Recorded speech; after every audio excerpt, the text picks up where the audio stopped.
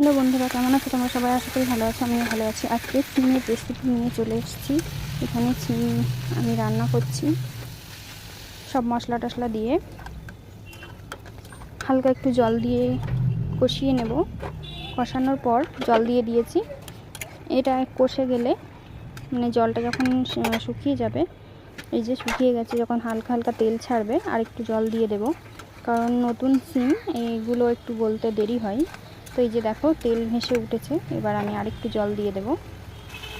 তেল উঠেছে মশলা থেকে, যতক্ষণ না মশলা থেকে তেল ছাড়বে ততক্ষণ কিন্তু জল দেওয়া যাবে না, তাহলে কিন্তু টেস্ট হবে না। এই যে আরেকটু জল দিয়ে দিয়েছি।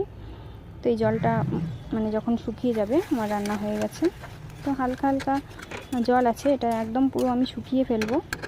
এটা যখন আবার তেল ছাড়বে তখন আমি নামিয়ে নেব। এই যে দেখো মশলা থেকে কিন্তু তেলটা ছেড়ে দিয়েছে আর সিমটা গলে গেছে। তো আমার সিম রান্না রেডি হয়ে গেছে।